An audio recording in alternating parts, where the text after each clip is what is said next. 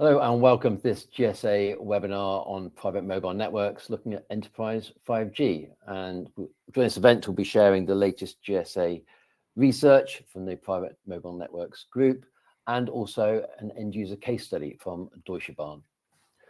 Joining us today is Simon Bryant and Luke Pearce from the research team and Alexander Bentkus from Deutsche Bahn, sorry.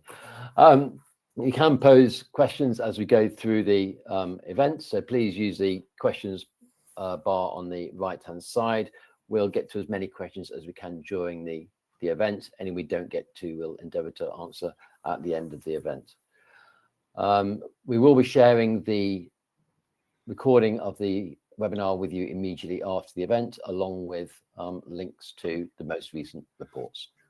But with that, I'll hand over to Simon to kick things off. Thank you very much, Richard.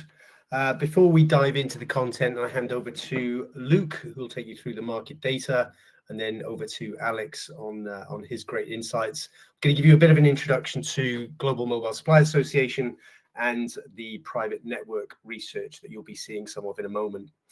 The GSA has represented the mobile ecosystem since 1998. It's made up of 9 major industry executive companies, as well as 85 associate companies, which is made up of leading manufacturers, silicon vendors, regulators, analysts, and operators. As a group, we provide a significant amount of research and statistics covering several 3GPP related areas. The research is based on extensive daily research that's conducted by a team that Luke and I manage. And the data is based on desk research, but also primary research that we receive from members and vendors associated with the GSA. Almost all of our reports are based on data within the Gambod database. It's a huge database that's interactive. It's a fantastic tool. If you haven't seen it or used it or had a demo, I would urge you to get in touch with the GSA to arrange a demo of that, and I'll talk about that in a little bit more detail in a moment. As well as the research in Gambod, the GSA has several focused working groups and forums, including the 4G, 5G Fixed Wireless Access Forum, the Spectrum Group, Private Mobile Networks Special Interest Group, which we'll talk about in a moment, and our newest group is the RedCap Group. If you're interested in joining any of those groups, again, please get in touch. Within our research and reporting, we're publishing many reports every month and every year covering the topics that you can see in that slide.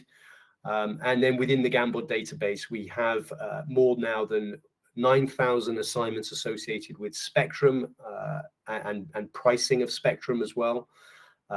4,000 networks reported in terms of public networks. We'll talk about the private network numbers in this presentation. Nearly 1,500 operators are databased within Gambod, more than 30,000 4G and 5G devices, and hundreds of chipsets as well. The private network SIG was launched a couple of years ago now. We have a number of members in the group now. It gives access to a significant amount of data that we're publishing on private networks, as well as the reports that are published, and our members are meeting every quarter via a video call to discuss the latest data and trends.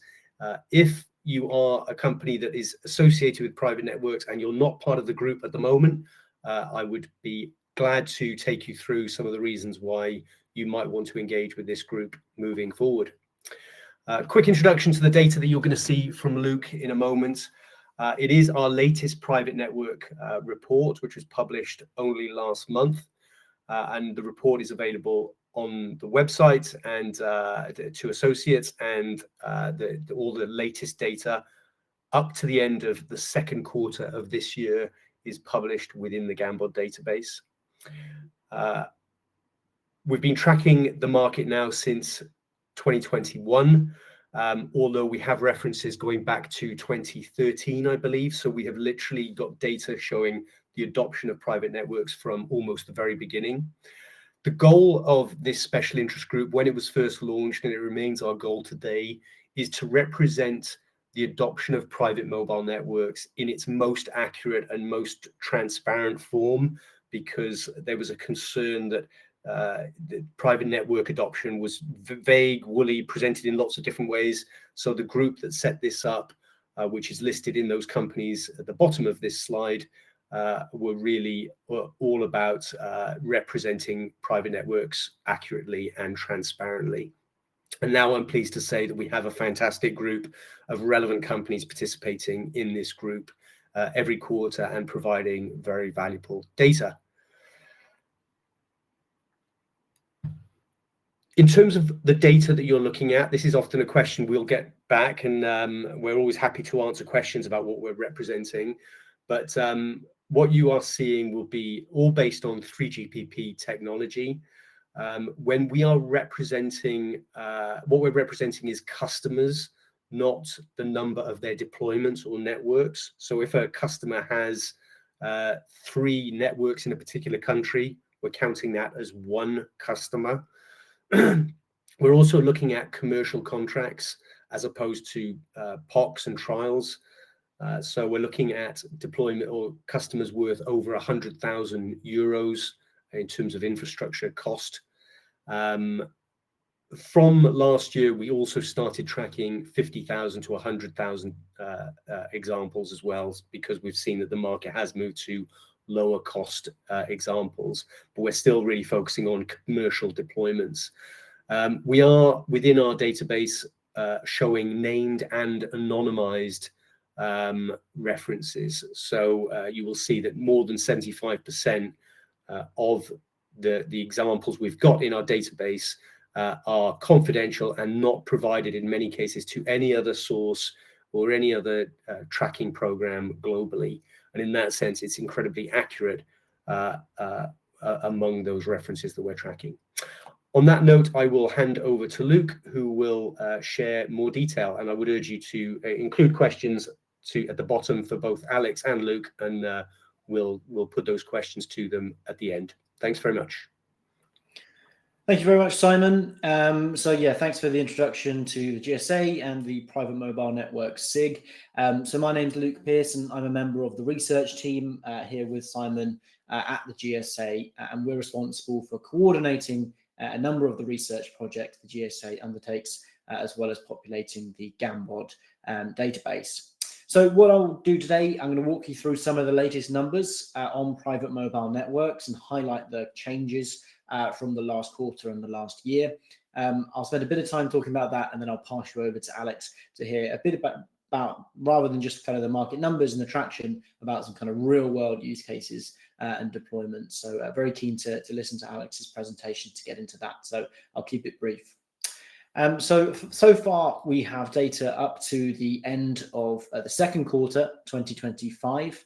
That's 132 customer announcements so far in the first half of 2025, and that's pretty consistent growth, I would say, with previous years, about 8% up. We've seen that at a compound annual growth rate of around 33% year on year from 2020 to 2025. So you can see that chart on the right, consistent growth in the number of customers with private LTE or 5G networks. So certainly no slowing down of the market just yet. And we are just looking at customers, as we mentioned. So just a caveat that the number of individual network sites might be a bit higher than that, as well as kind of this isn't taking into account revenue, of course, which could also be increasing on some of those existing deployments. So those are metrics that aren't tracked, but something to bear in mind when we're just looking at some of these growth figures. Looking at the different regions, we can see that Europe remains the largest region for the number of customer references. Germany, I think, is the leading market within Europe, followed by the UK. North America also has a fair share of networks at 32.6% and growing all the time. Many networks in the US and North America based on the CBRS spectrum band, which is responsible for a lot of that growth as well. Asia Pacific at around 16%, plenty of network deployments in places like Japan and South Korea and other parts of East Asia. Latin America, certainly an interesting market. We've had a spotlight on Latin America recently here at the GSA, and that's actually grown its share from about 5% to 6% in 2025. Lots of private LTE deployments, particularly in maritime, in mining, in some oil and gas deployments in that area of the world as of late. And you can see that on the right there, that quarter-on-quarter growth by region. Oceania actually have the highest growth of almost 16%, but Latin America, the Middle East, some of those smaller markets actually showing a little bit more growth region by region, but of course they are from smaller bases as well. And when we look at the technology that's being deployed, we mentioned we're looking at private LTE as well as 5G, and LTE is still used in the majority of the catalog deployments of private mobile networks. We obviously hear a lot about private 5G, but it's important to remember that LTE only networks still make up quite a large majority. That's not to say that 5G is not growing. It is. It's growing faster. It's deployed in around 47% of the customer base, so almost an even split. But although it does make up a significant number of customers, please note it doesn't skew towards some of those long-term expensive trials and deployments, or things more kind of in testbed or validation facilities, rather than the real number in industrial situations, which LTE is a bit more dominant in that as well. The only other technology we are looking at is GSMR, which is for the railway network. That also makes up quite a small proportion, with 22 references in that as well. And please note it represents the technology used in the initial contract win. So we are seeing some customers upgrading originally from LTE to 5G as well. So that is the case in some verticals and markets.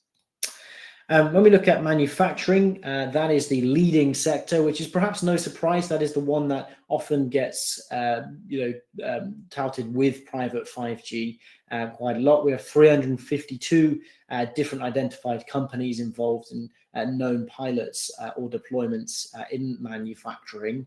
We'll talk a little bit about the subcategory of manufacturing in a minute, but we see quite a lot of discrete manufacturing processes. So rather than things like process manufacturing, is a little bit higher for private 5G. Education is also the second most common group. We see around just over 164 customers deploying private mobile networks for that category. A lot of these are kind of campus-based networks over in the US and in Germany, but also quite a few around the world as well. Then we're looking at things like mining, which again, a lot of those are based on LTE networks. A lot of them actually in operation for some years, and the scale of those deployments is much, much larger than some others. Power utilities is another. Defense and peacekeeping, also a major one. And we've seen some recent upticks in airports, seaports, logistics and warehousing as well, which are all showing top signs of growth. Just when looking at the graphic again, just bear in mind that the data gives an indication of the number of customers deploying private networks, not necessarily the market value of each segment or a number of total networks deployed. So some market segments like public protection and disaster relief, or utilities, for instance, these might be very, very large networks where a customer deployment could represent a nationwide deployment, which would be many hundreds or even thousands of campus-style private networks. So just something to bear in note. I mentioned we'll look at subcategories, and we'll explore one of those in quite a bit of detail very shortly with Alex. But manufacturing can be broken down a bit further, as demonstrated by this slide here. We see automotive as the leading subcategory. Lots of car and automotive manufacturers using private 5G in a variety of different ways in those factories. Electrical equipment, appliances and components, also a strong adopter in the manufacturing sector for some of these networks as well. So certainly it's the kind of the discrete machinery, electronics manufacturing that's leading the way, but we do see some others as well. Food, for instance, added one in the last update.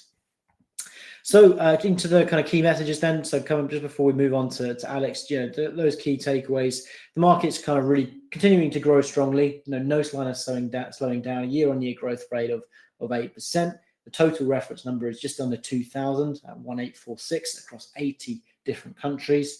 LTE still used in the majority at over half of 51%, but 5G is still growing with 47%.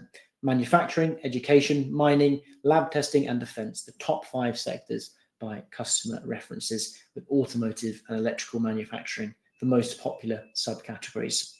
So lots more of that to come. So if you are interested in more of the data or the SIG, then please get in touch. But without further ado, I will hand you over to Alex from Deutsche Bahn. Yeah, thank you, Luke, and also thank you to GSA team for inviting me and giving the chance for some insights about our industrial 5G or private 5G or enterprise private 5G activities. And yeah, I can only link to the presentation from you, Luke, about the growing numbers of these private 5G networks, and we as an end user have proved this. And with this slide deck, we'll give some insight about why for us industrial 5G is key technology for the future, and the next 10 minutes. And before that, I will give a very brief overview about Deutsche Bahn, about some numbers that you get an impression how huge are the operation from our side is for the maintenance, and this requires, of course, then new technologies, networks where we are be able for new use cases. And we have conducted some of these tests in one of our maintenance depot in Krefeld, where we have proved this technology. And with this proof of concept, we are now rolling out this technology on different locations with some new use cases which are currently developing, which I will here also give some information. And with my conclusions and recommendations, I will also then raise some open issues from our side, which should be done from the community for the further development of this technology. Deutsche Bahn, we are nationwide transport company, not only passengers, but also cargo, and with around 650 long-distance trains and over 4,000 regional trains. You can imagine that there's a huge maintenance necessary for the maintenance of the railways. And here we are operating over 100 maintenance depots across Germany. And the maintenance depots are our first focus of this private 5G networks, where we are using 5G in these maintenance depots for the connectivity of our tools, machines, and everything. This is the focus currently. We don't know yet about the future. Of course, we are also operating or working together with public network operators across the tracks, and how in the future it will be then also merged, and other flavors of private 5G will happen. So this is something which is still open, but the first focus on private 5G deployments, which are operated by our own, is on the maintenance centers. And we have conducted it in our maintenance depot. This is in Krefeld, this close to Cologne. And here this maintenance depot is responsible for this heavy maintenance. This is for our long distance trains, which will usually are completely disassembled, and then change of some of the components like the bogies and so on. And here we are also having this repair center. If accidents happens or something like that, repainting. This is something which we are operating here in Krefeld. And in Krefeld, this trial has started already 2023. And we have done a short video, which I will show now. And this video is unfortunately in German, but you get at least an impression about how they are operating, how they're working, and the outcome. I will summarize it later on. So just get an impression about how it's operating there.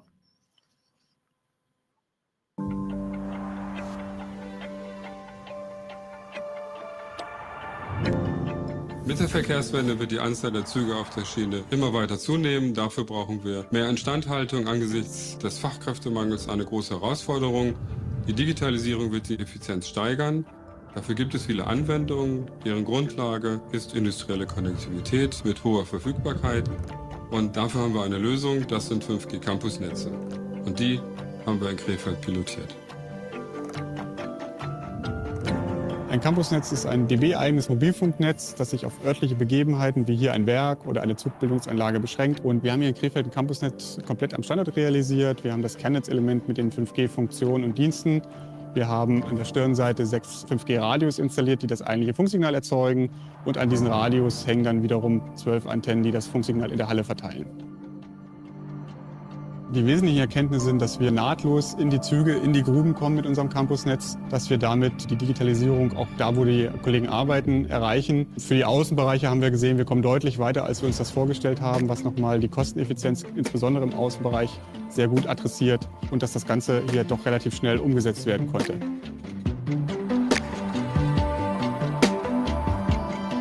Das 5G-Campusnetz ermöglicht zum einen erstmal die laufenden Digitalisierungsinitiativen bestmöglich zu unterstützen, indem es eine Konnektivität gibt, auf die wir alle aufsitzen. Aber darüber hinaus schaffen wir damit auch den Grundstein dafür, dass wir all das, was ja noch in den nächsten 5, 10, 15 Jahren kommen mag, ermöglichen können. Und da gibt es ja viele Anwendungsmöglichkeiten, die allesamt darauf aufsetzen werden, dass sie eine exzellente Konnektivität haben.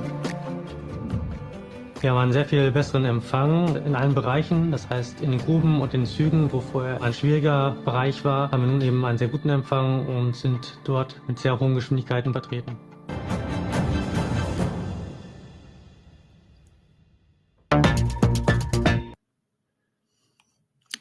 Yeah, the video, the conclusion is more or less so that we are having really reliable connectivity in those areas where people are working, so in the train, under the train, outside, outdoor area, and of course in the shop floor. And this is one of the key outcome from our side, but also we have not only the technology point of view, but also commercially wide. So we also see that the OPEX and CAPEX costs are for us very attractive compared to existing connectivity solutions. If we take into account that we also have then real high reliable connectivity in the outdoor area where we can then extend our existing use cases also out of the building and outside of the building, because always the capacity lack is in the building, and here we can extend the use cases outside. This is also something which also then pays into this OPEX calculations. Furthermore, we have with this network also developed our frame contract, this public tender, which we have conducted 2024, and have selected here vendors for our 5G rollout, and also using now Krefeld as blueprint for our first commercial rollout, where we have developed our IT policies, which are important, that we are routing the data and everything which is necessary for our operational assets which are connected to 5G. And also now onboarding of all of these 5G devices and machines which are used in our operational centers. So again, so for us important is that 5G is for the first time connectivity, which are for us opens seamless connection within the vehicles. And this is very important because, as you mentioned, we have this Faraday cage, and here we have the problem with reliable connection inside the train and also under the train. And this is important for us because everything in our operations is done with tablets and with software which we have developed for the maintenance. And that's why the people can speed up their processes with this high reliable connectivity. And for us, and this is something which I would also point out, for us it's not important this 1 millisecond. For us it's more important the reliable with 50 milliseconds, yeah, for example. So for us, it's important, the reliable connectivity, because then you can also develop your applications on a different layer. So you don't need then this offline cache on the applications, because then you can also save your investments in the application development with this kind of technology. And we also see with 5G the potential for new use cases, especially where safety is relevant, where we can then also use 5G as the key infrastructure, where we can then save money, where we can then also then combine everything with 5G, where we today use location networks for location of assets, or for radios, which we are using for our communication internally. So this is something where we then also use 5G, and which also then is improving our OPEX costs. Yeah. And some use cases which we are currently using, this is of course availability, so the internal communication, so with our standard smartphones, but also our radios which we are using with our different networks, Tetra, for instance, which is very promising to use it with 5G in the future with push to talk. Then everything is digital.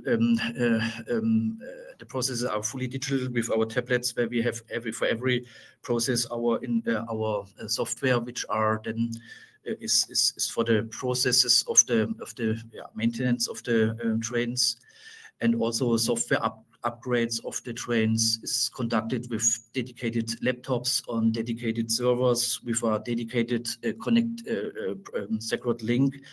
And this is also where we with 5G have the possibility to speed up this process via a live update, and not collecting the patch on the office side. So this is also an improvement with 5G, where we can then also speed up these processes. Of course, intralogistics, here we have also several platforms developed. So here you can see just an example of a robot, but we are, for our new plant, we have developed a transport of our bogies, so which carries 10 tons, yeah, and here different applications possible with 5G.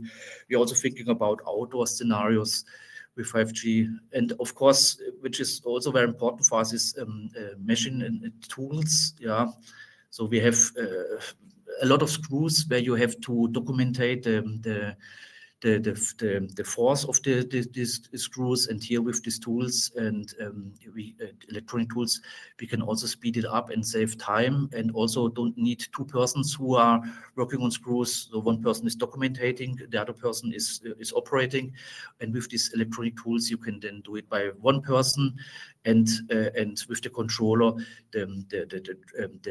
the force is automatically installed in the tool. So it's also an improvement of our processes. And here and there, we are also now introducing underfloor inspection robots. You can then, with a camera, remotely check the status of your train, which is also part of the maintenance. These are exemplary use cases which we are today already running more or less good, yeah, with the connectivity, and with 5G, very good now and very stable. But furthermore, we see more potential with 5G, and this is something which I would like to show here with some examples which we are now currently developing. So, for instance, with the S-Bahn in Hamburg, we are also working on the outdoor scenarios with these underfloor robots, where we can then save time and increase the capacity of the maintenance in the outdoor area. And this is what we are now trialing in Hamburg.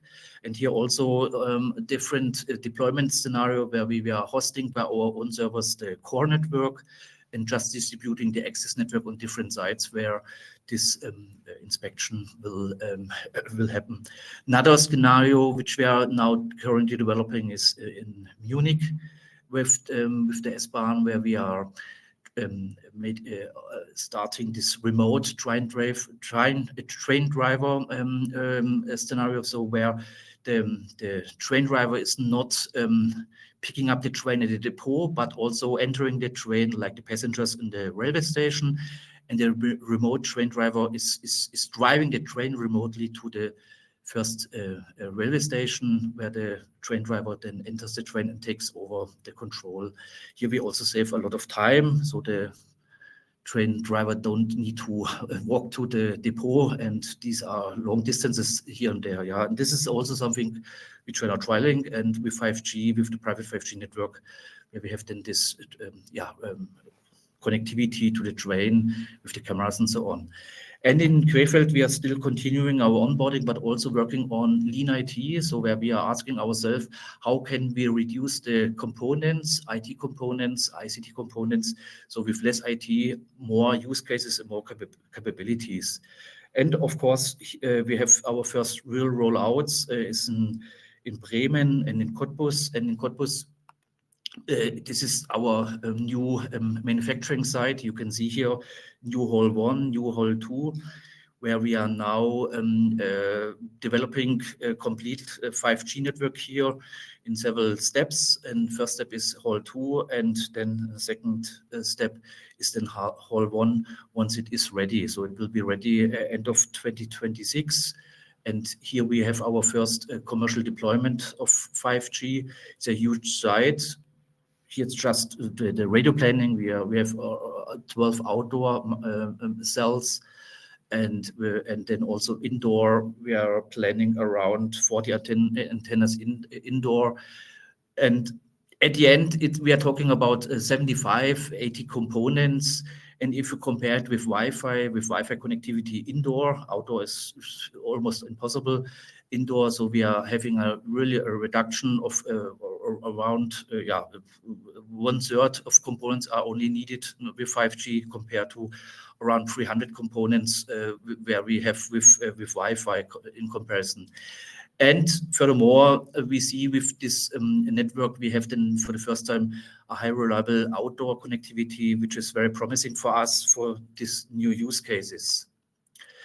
And I'm already in the conclusion. So for us, 5G is a technology which enables for the first time high reliable connectivity, where our existing use cases are better, can be better, better performing. And furthermore, we see with 5G also then these new use cases, which we are for the first time are enabling outdoor with high reliability. And these are use cases which we are step by step developing. But this is more or less a well organized from the ICT side, so the network side, but also the device side. But the OT aspects are not yet really developed. So the market is still not really, how should I say, fully married with the OT devices in the OT market. Yeah, and here we see still some room for further use cases, but this requires, of course, full integration of OT hardware with 5G interfaces. So there are a lot of manufacturers who are not be able to supply 5G interfaces in their OT hardware, and this is the limitation of new use cases and also then for added values for us. So this is, from my point of view, a very big point where we have to work on in this ecosystem to motivate OT manufacturers to deploy or to integrate 5G. And that's why this is more or less a wish to from our side to the ICT community to make it more easier for the OT companies, this integration of the 5G interfaces. Yeah. And of course, in general, you see the list here with transformation, of course, the added value of 5G over Wi-Fi is not just removing Wi-Fi and adding 5G. This is the added value. No, it should be more. And this is exactly with these use cases where we can then use more areas outdoor, but also better quality. And with better quality means then also speed, improve the process by use cases. So we have calculated there's an improvement of 20%, something like that, with if you conduct a use case with 5G compared to Wi-Fi. Yeah. Another blocking point, of course, is certification. So it's for us important that network technology and also equipment, OT side, and everything works together. And here we see a lack of certification. There isn't certification for the operator market, but not for the enterprise market yet. And this is something where we need reliability, that those components are interworking together. Yeah. And of course, challenges as well. Yeah. So also for the network operation, this is not really a minor issue. You should be able to organize in 24/7 operations. So we have our own NOCs, but I guess for smaller companies is a bigger challenge. So there's something where we also see still challenges to increase our in-house experts for 5G, especially end-to-end focus. And this is something where we also see some challenges. And of course, in general, IT-OT integration. So there's still some room for improvement. I see this IEEE versus 3GPP world, which are, from my point of view, should be better linked together so that we have a more easier IT-OT integration, and also some features like powerful localization functionalities. That is something which we expect more or easier ways of making use of them for our private 5G networks. So this is in a very short snapshot about 5G, which we're using at Deutsche Bahn. I hope it gives you at least a glimpse about what we are doing and what are our main focus on that. And with that, thanks for your attention. And yeah, I'm happy to see some questions or from your side. Thank you. Thanks very much, Alex. That was really fascinating presentation, and we've had, I think, more questions than I've ever known on a webinar. So I'll try and get into some of them now. I'm afraid we're not going to be able to get through everyone's questions, but for all those who have submitted questions, and if you still want to submit questions, please do, and we will do our best to follow up with answers after the webinar. Well, one question I've got actually, Alex, is around, you're talking about the challenge with devices, and in particular OT devices, operational technology. One question was what we mean by OT. Out of curiosity, how are you addressing that at the moment? Is it attending forums like this? Is there a special group where you can engage with those vendors? And do you sense that they are taking this private 5G opportunity seriously? Yes, I mean, we are also supporting 5G ASEA. So this is also one group which are bringing together OT, IT, and also here and there we are also we have also our suppliers where we also motivate them, invest time and also for 5G, and we see here and there some improvements, but it's not really a big wave. Yeah, so if I speak with OTs, they're always concerned. Oh, it's a lot of effort, and we don't know the numbers, so the market is not really there. And I always said to that, yeah, you have to develop the market, yeah, and not wait for the market. You are part of the market, and if you are not offering something, then how shall the market develop? Yeah, so it's also to some extent their responsibility to develop this market, yeah, and this is where we are motivating those OTs, yeah.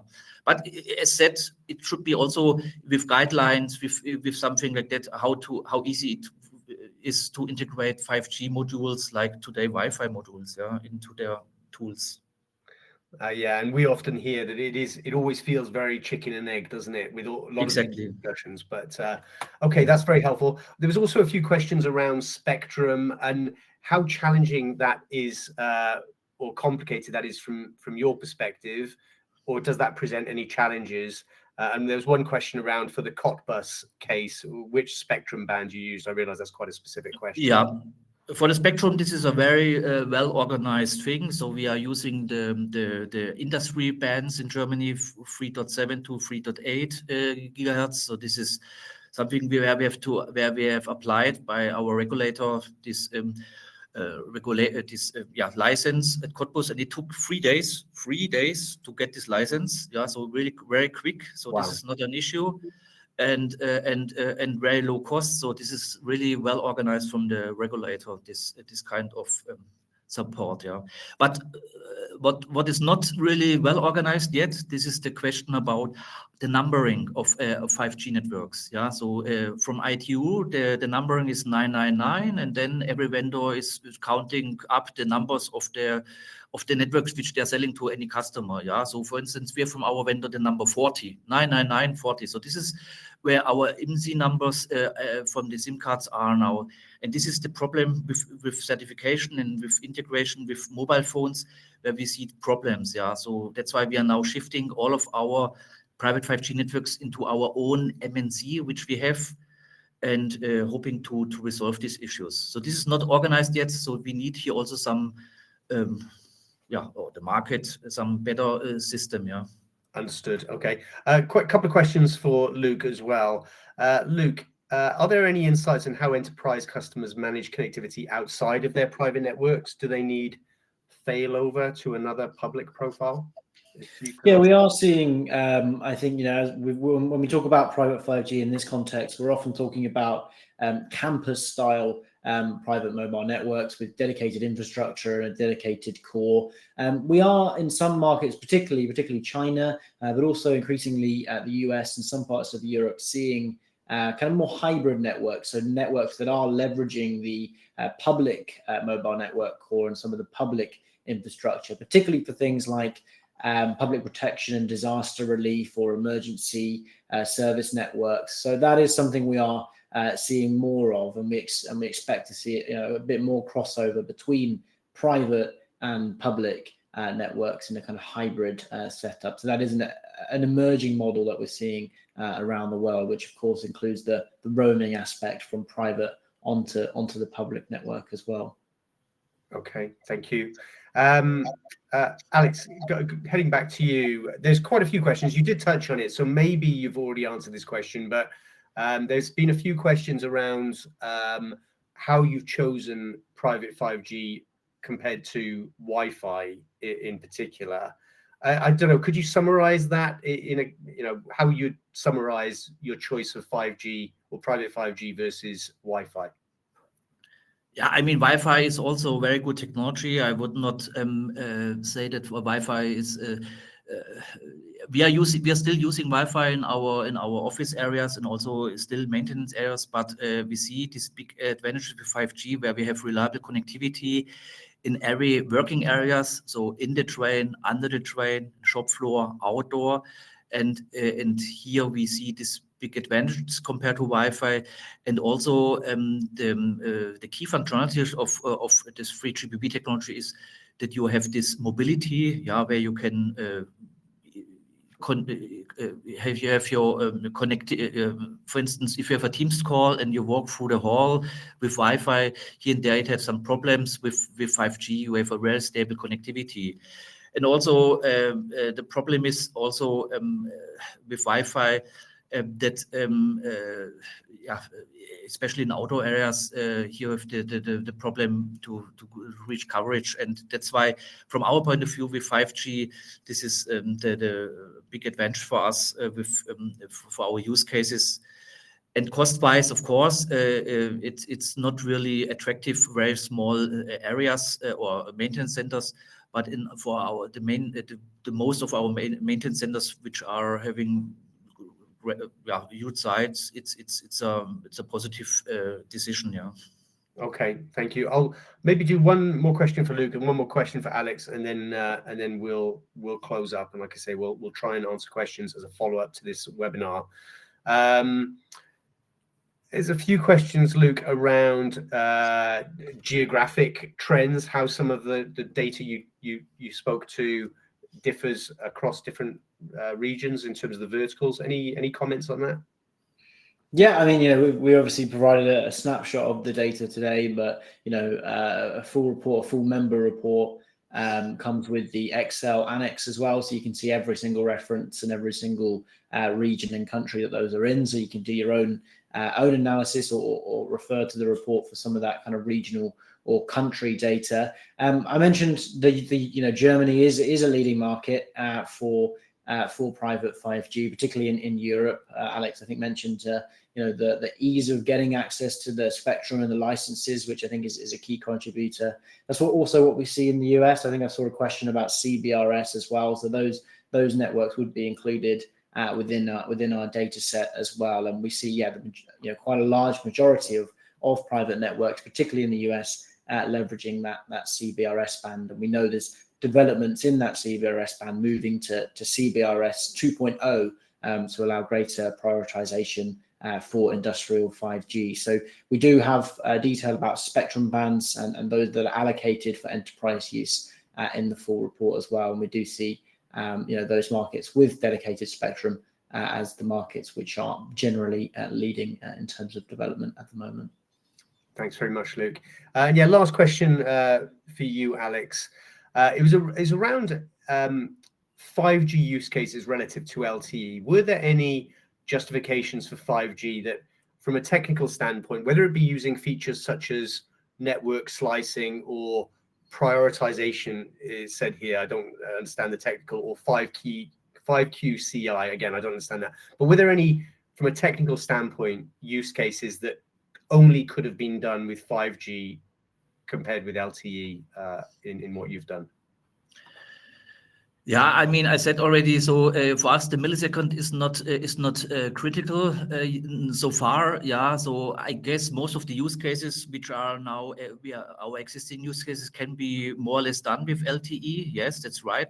But on the other side, for the future, we also see here safety relevant use cases which are raising up, and here we need then these mechanisms from 5G standalone, like this quality identifier and so on. This is something where we see the future, and we are hungry. We are hungry of these new features to develop new use cases. Yeah. So as also mentioned in the video, our existing use cases we are fine with 5G, but we also see promising future where we are now trying to make more out of 5G and demand more of the features which are promised and which are available and possible 5G, where we can then build up new use cases. Yeah. Wonderful. Thanks very much, Alex. That was a really great presentation. Really enjoyed it, and we've had so many questions, which is a very good sign. Luke, thank you for your presentation as well, and thanks for tuning in, everybody. I'll hand back to Richard. Thanks, everyone. Brilliant. Thank you very much. So you will receive a link to the full recording and a link to the report in an email immediately following this event. Our next events, we've got 2 more planned for the rest of the year. One looking at 5G experience together with OpenSignal in November. And then at the end of the year, we'll do our usual 5G year in review, where we'll bring together all the different snapshots across 5G standalone, private networks, fixed wireless access, the whole gamut of GSA research to provide a sort of state of the nation, look at what happened in 2025 and what we might be able to expect in the year ahead. We've shared some links to information about Gambard and the working groups. Would encourage you to check those out. For more information on GSA, again, you'll find all the reports and webinars on the GSA website, and we share information to all our reports and webinars on the social channels as well, on LinkedIn and on X. So I would encourage you to follow us there as well. But with that, I'll just say thank you for joining us. As Simon said, a stunning number of questions. We'll endeavour to answer as many as we can after the event. And thank you also to Simon, Alexander and Luke for sharing their insights today. Many thanks. Thank you.